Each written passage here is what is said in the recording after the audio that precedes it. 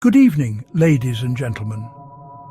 I first heard about Project SERPO as a late-night internet rabbit hole, a whisper that grew into a roar across obscure forums and hushed corners of the web.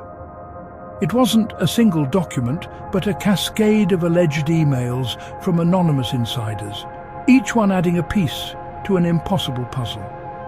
It was a story too wild to ignore. Supposedly, in the 1960s, the US arranged an exchange with beings from the Zeta Reticuli star system. The deal was simple, yet monumental. We send a team of our own. They host us on their world. A dozen specialists trained in secret, medics, engineers, linguists. Each prepped for years, vaccinated against the unknown, drilled in survival where the rules didn't exist yet. Their identities were erased, their families told they were on a long classified assignment. A desert runway, a craft that wasn't ours, a departure with no public countdown and no promise of return.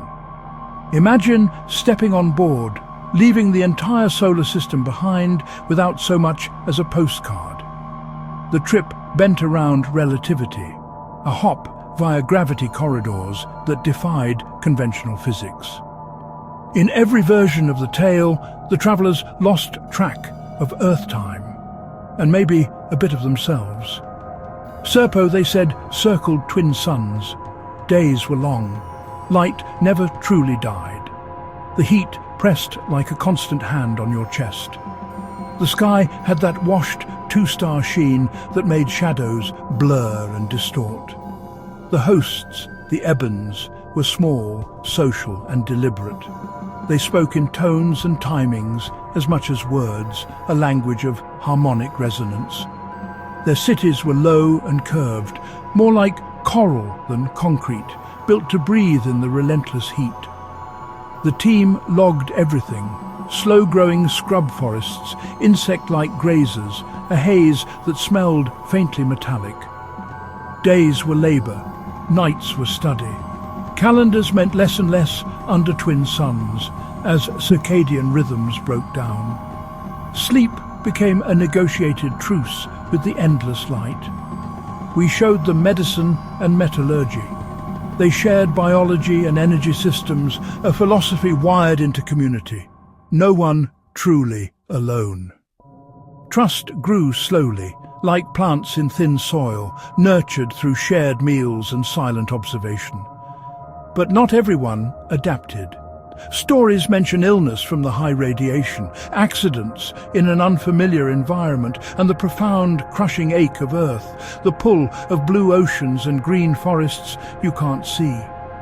2 were said to have died. 2 others chose to stay. The return, a decade later, was met with debriefs in windowless rooms. Diaries that vanished. A silence louder than the launch. And then the whispers began. The version I found, and now you're hearing. So what if, even as a thought experiment, an exchange like this happened? It reframes first contact as neighborliness, not invasion.